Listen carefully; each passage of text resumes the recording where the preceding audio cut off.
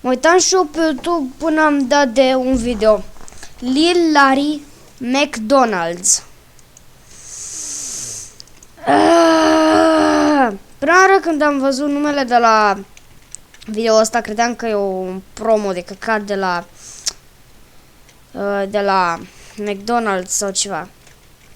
Dar, dacă nu trăiți sub o piatră, vă amintește cumva numele Lil Larry de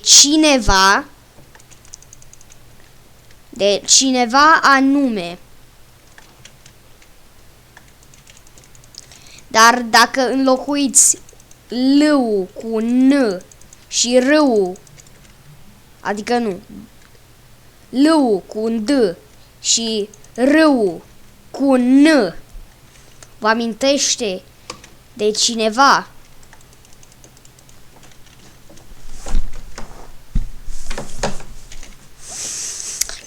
E fucking Lil Dani. Deci, da. Cine nu ați văzut pe Lil Larry asta, da. Acum o să o vedeți. Și da. Reacționăm la Lil Larry McDonald's. Let's motherfucking go!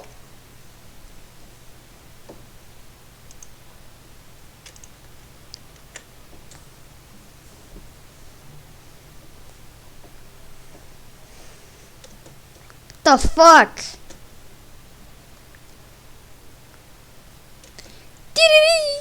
Music, baby.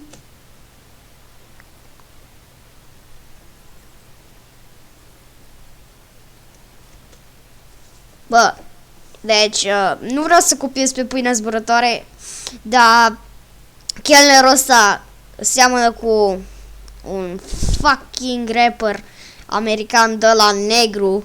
Deci domnul chelner rapper, o să-i zicem. Și acum nu copiez pe pâinea zburătoare, dar nu-i găsesc alt nume. Mi-am dat seama ce nume să fie. Lil Kellner sau XXX/Kellnerman. XXX/Kellnerman.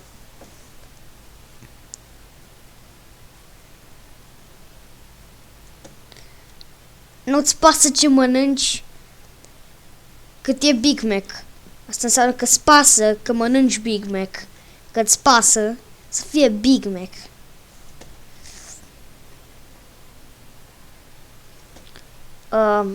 Fără hate, dar nu cred că e sos de mayo. Cred că e mayo sauce. Sau mayo.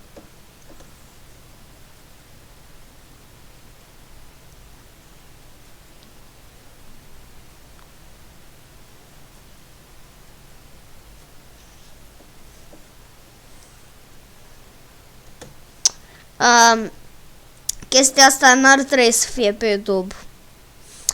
Uitați-vă un pic mai bine la, între ghilimele, sosul de mayo.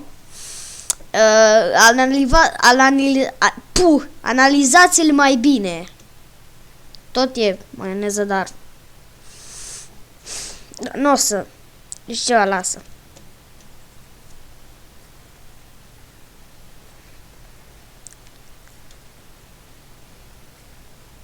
Știu că o să-mi iau mult hate, dar nu înțeleg ce e așa de bun la McDonald's. Mie chiar nu-mi place.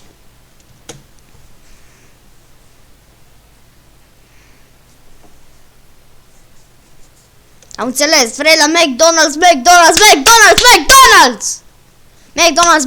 vrei la McDonald's, taci din gură. Venea să zic un cuvânt. Taci dracului din gură, Mac, fuck. Shut the fuck up.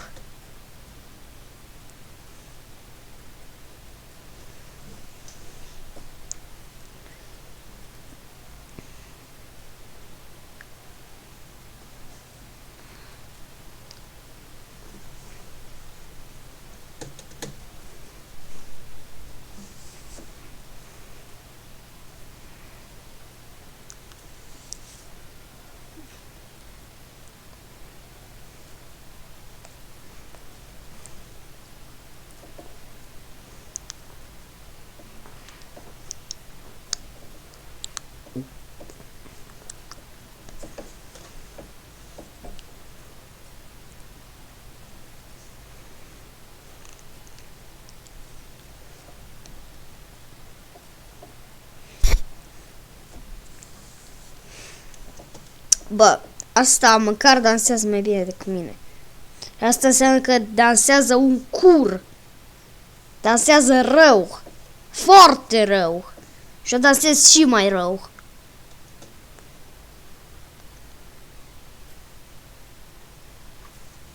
Mă rog, că dansez rău e părerea mea, dar asta e partea a doua.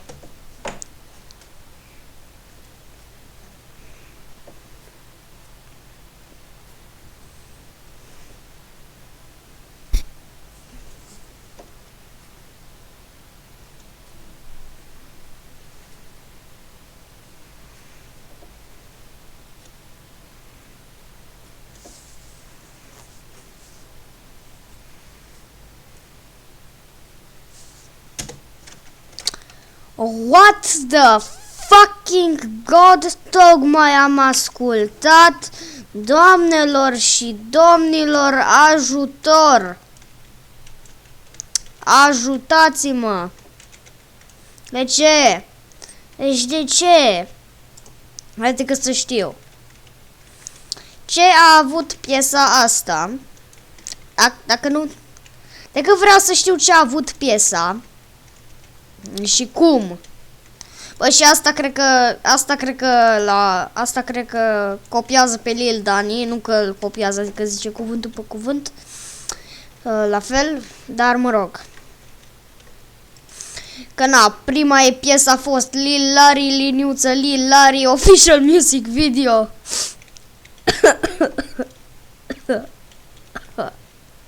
Dar Lil Dani mai mult e Eu am bani, tu n-ai și mi-l sugi. Asta e mai mult, nu știu, mai mult Eu am bani, tu n-ai și căcat. Un căcat. Triggered.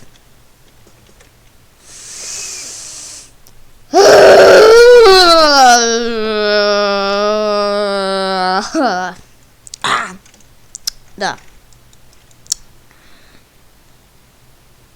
Deci, cam atât a fost și cu acest episod. Eu sper că v-a plăcut și dacă v-a plăcut, nu uitați să dați un like, un subscribe și ne-ar ajuta, sau m-ar ajuta, că nu suntem mai mulți, poate Patrick care îmi face thumbnail-urile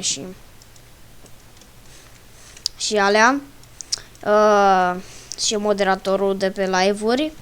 Deci, da, m-ar ajuta foarte mult dacă ați trimite prietenilor voștri clipul ca să vadă și ei și să repete pașii care i-am spus aici.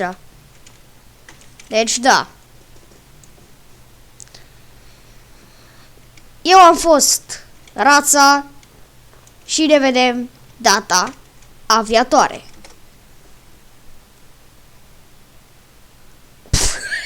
Și ne vedem data viitoare.